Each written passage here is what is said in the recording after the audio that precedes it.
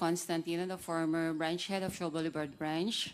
I already retired from the service last January 2, 2024, Thank you. Your Honor. Would you confirm, Ms.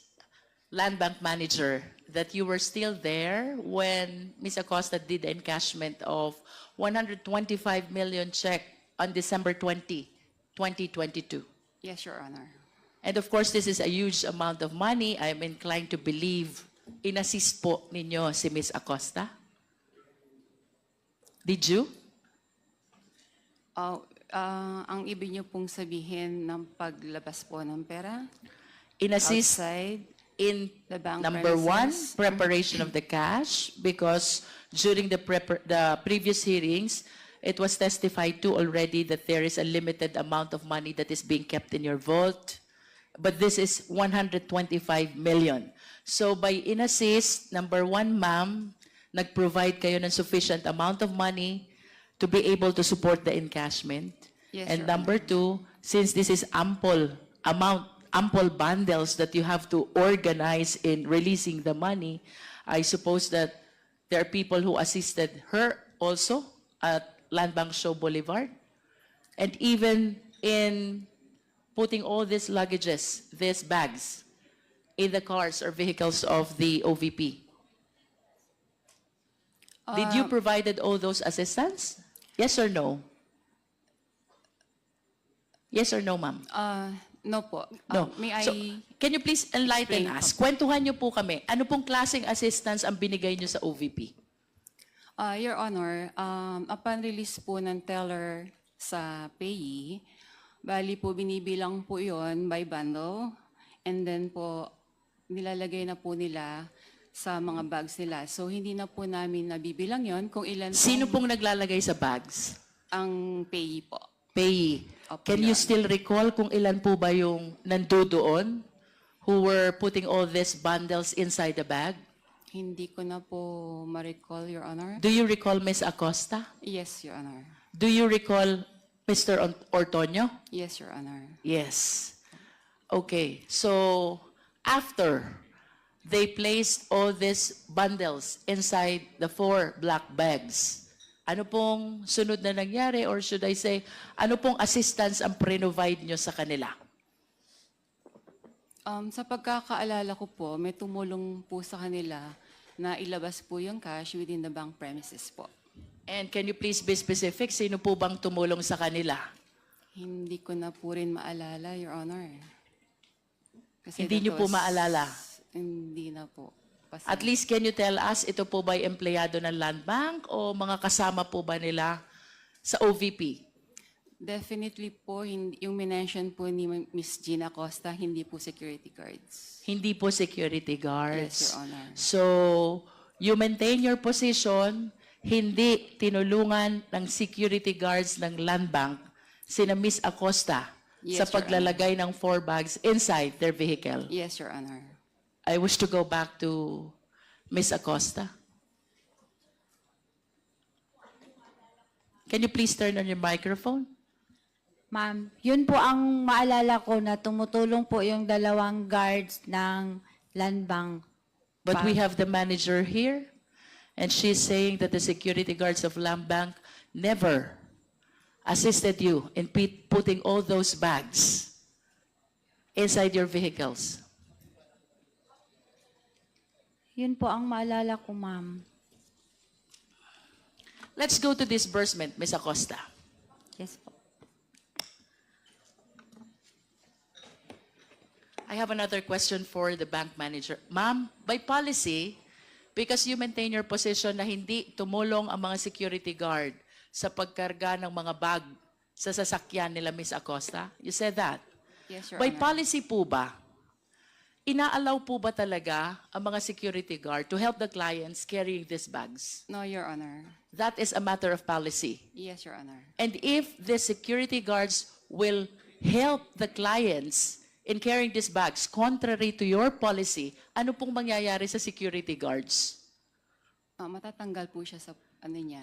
And I suppose that they're very much aware of this. Yes, yes, Your Honor. Would you know, ma'am, kung sino po itong mga security guards who were duty during the time?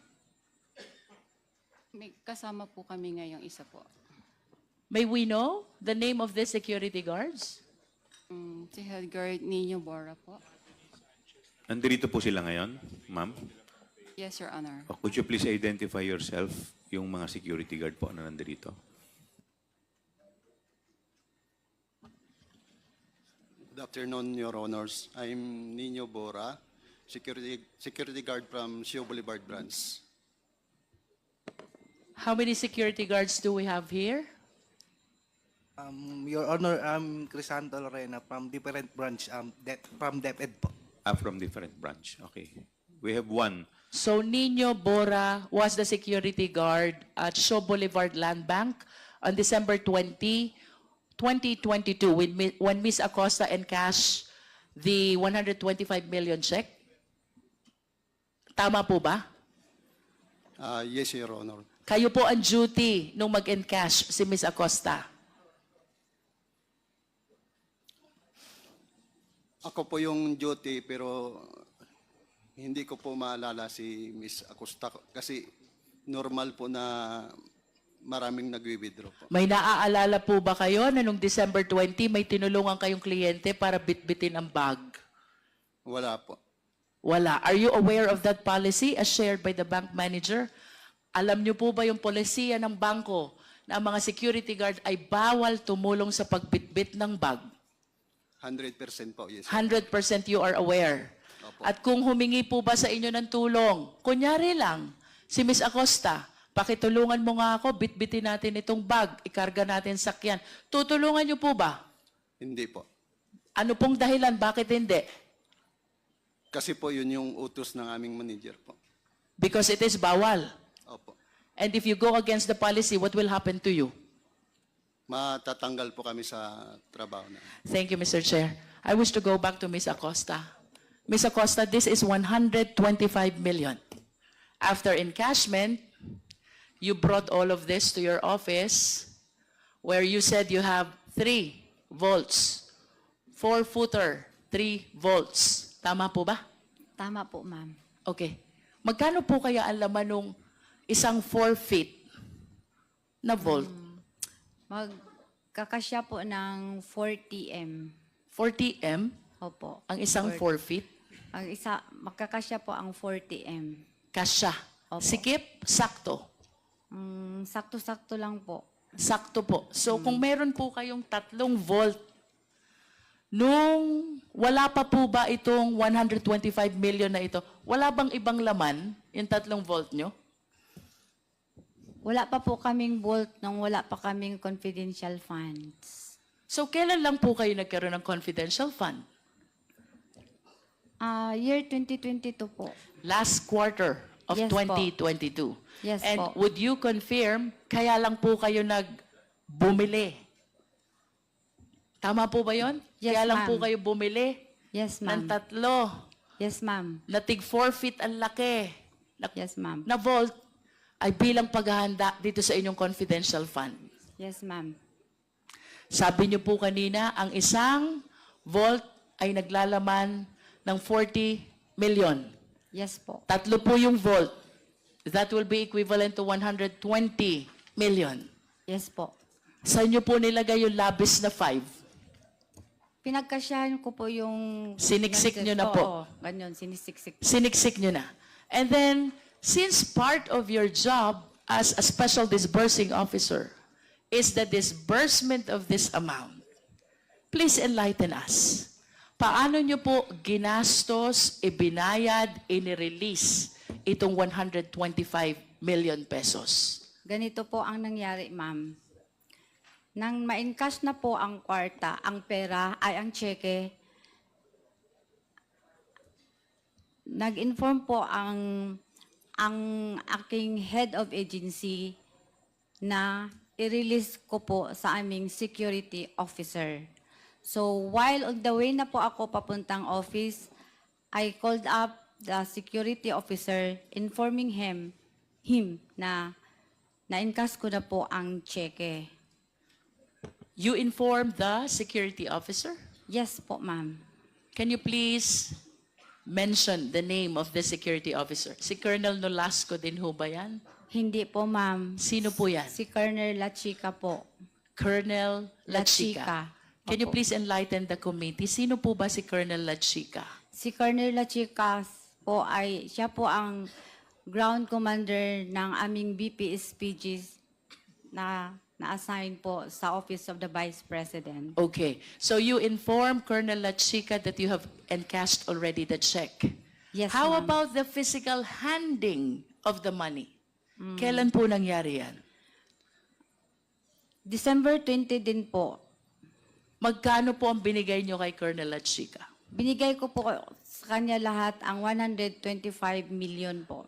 At saan po dinala ni Colonel Lachica? Yan ang hindi ko na alam, ma'am. Sandali lang po. Anong oras po ba kayo nakabalik sa OVP? Mga around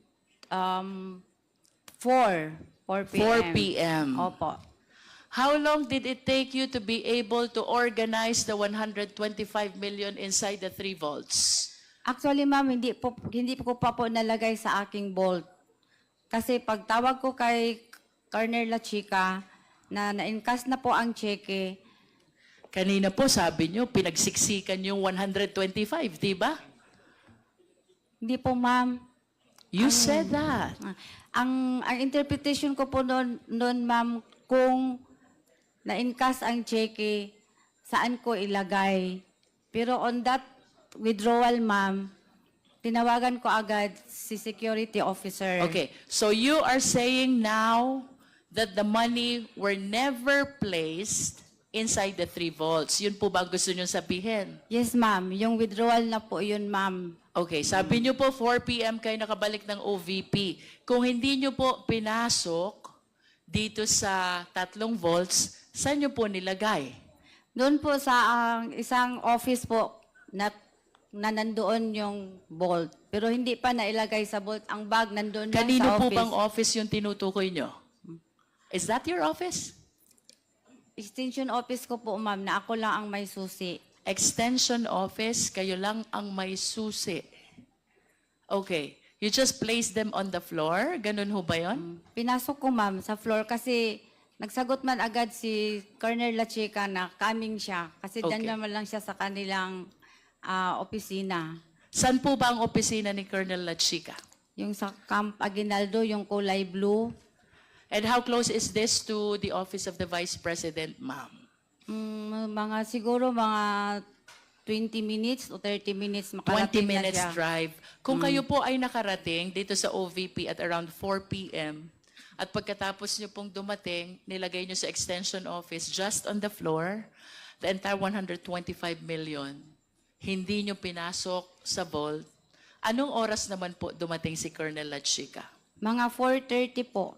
4:30. Yes po. At ano pong ginawa nyo dito sa pera pagdating ni Colonel Lachica? Nagpunta po kami sa office na yon, i-open ko yung office, tapos nirelease ko sa kanya ang 125 million at pinareceive ko siya sa kanyang, may listahan po kasi siyang binigay po sa akin, ma'am, considering na kami po ang gumagawa ng physical and financial plan. After mga 2 weeks, nagbigay na po siya ng advance copy ng kanyang request for funding. Ang tawag ko noon, listahan ng kanyang object of expenditures po. Listahan ng Object of expenditures po. object of expenditures. Yes po, ma'am. Okay. So ito pong listahan ng object of expenditures ibinigay sa inyo ahead of your encashment. Yes, ma'am. And can you please enlighten us? Kwentuhan niyo po kami. Ano pong nakalista dun sa object of expenditures, please? Object of expenditures, programs, ano po, identify po yung mga programs or ano ang gawain niya. Tapos with Ano po yung corresponding mga amount. programs, Miss Acosta? Example po, yung program ng purchase of information, payment of rewards, na may kaakibat na po na You amount. must be referring to the accomplishment report, Miss Lachica. Miss Acosta. Yes po, yun po ang binigay niya sa akin, ma'am. Pag sinabi niyo po bang object of expenditure? Ang tinutukoy niyo po ba accomplishment report? Dili, ang ibig Yes or no, ma'am? Pag sinabi niyo po bang object of expenditure, are you referring to the accomplishment report? Yes po. Yes. Paano po kayo nagkaroon ng accomplishment report? Kaka-encash niyo pa lang. Yun po ang binigay niya sa akin, ma'am. Kasi yung pong mga identified na object of expenditures, yan po ang ginagawa niya doon sa pag-implement po ng confidential I programs understand, and Ms. design. Acosta.